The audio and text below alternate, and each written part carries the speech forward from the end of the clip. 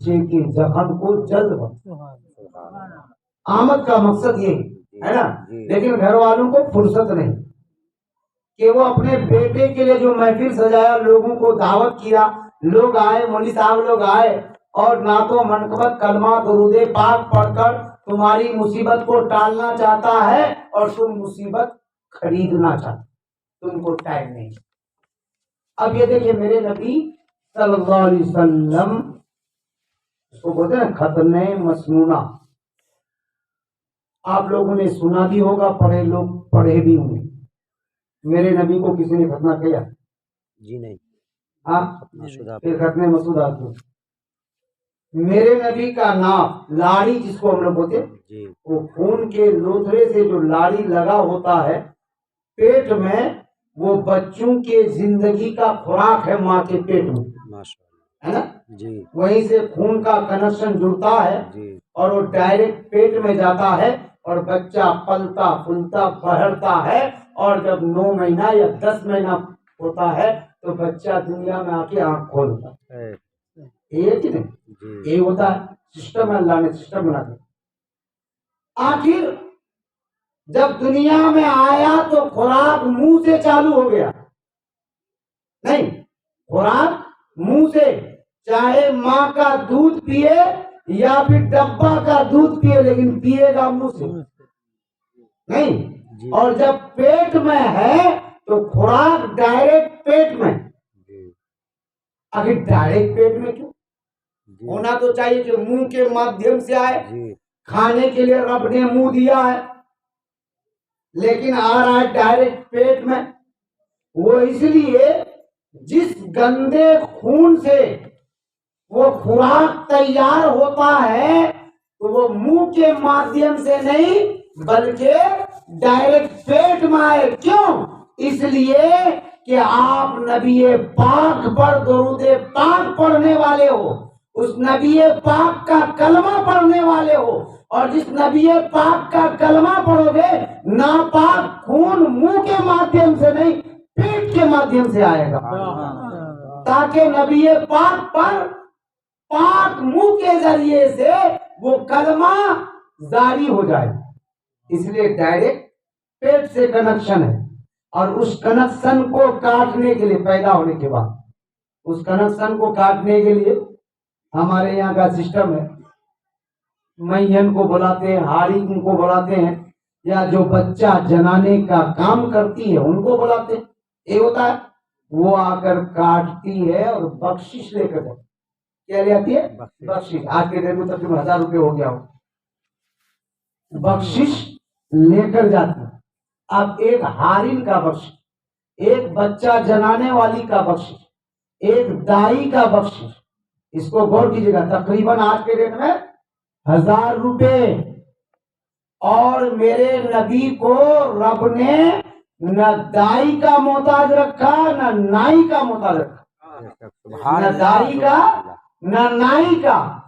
پھر ختنہ مسنونہ کیوں؟ میرے نبی کا ختنہ کیا ہی نہیں کسی نے, میرے نبی مختون شدہ تشریف لائے. پھر ختنہ مسنونہ کیوں؟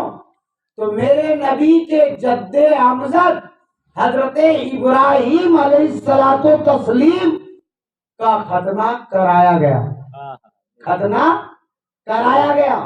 اور اس ختنے کے بعد پھر نبی کے بیٹے نبی حضرت اسماعیل تشریف لائے, اور حضرت اسماعیل کی نسب سے میرے آقا تشریف فرما ہوئے, میرے آقا تشریف فرما ہوئے.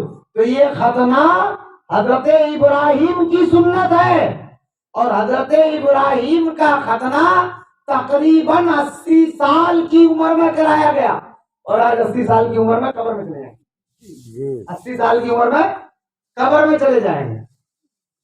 اچھا 80 سال کی, آپ لوگ غور سے سن رہے ہیں نا, میں یہ نہیں چاہتا ہوں کہ آپ سبحان اللہ کہیے, نہیں کوئی مطلب. آپ کو بات اچھی لگے تو کہیے, نہیں تو غور سے سنیے کہ میں کیا بیان کر رہا ہوں. 80 سال کی عمر میں, اور اس کے بعد اللہ تبارک و تعالی نے حضرت ابراہیم کو نبی جیسا بیٹا حضرت اسماعیل عطا فرمایا.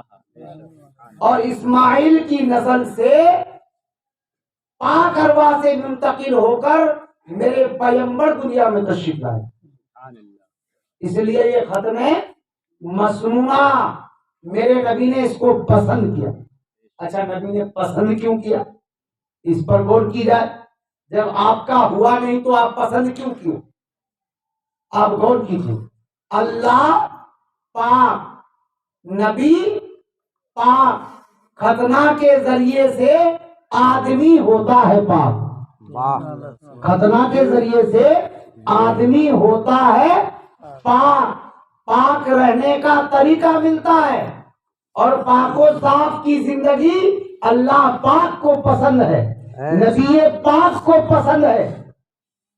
اچھا اور ختنے میں فائدہ کیا ہوتا ہے؟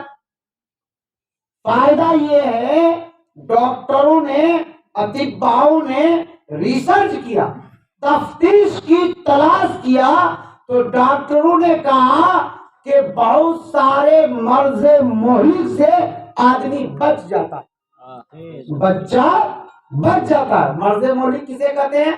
مرض مہلک اس مرض کو کہتے ہیں جو لا علاج ہو. مثلا آج کے ڈیٹ میں کینسر جیسا مرض. اچھا کینسر پیدا کیسے ہوتا ہے؟ تو کہا کہ ختنہ نہ کرانے کی بنیاد پر آپ کے عضو میں جو پیشاب کے قطرے رک جاتے ہیں، وہ ناپاک قطرے کی بنیاد پر کیٹانو پیدا ہوتا ہے، کیڑا پیدا ہوتا، اور اس کیڑے کی کاٹن پر زخم ہوتا ہے اور زخم ہو کر گھاؤ کی شکل اختیار کر لیتا ہے. اسی کا نام ہے کینسر. اور جب آپ ختنہ کرا دیے، عضو تناسل کے ایک زائد چمڑے کو کاٹ دیے، تو بچہ پیشاب جو کرے گا تو پیشاب کا قطرہ اس کے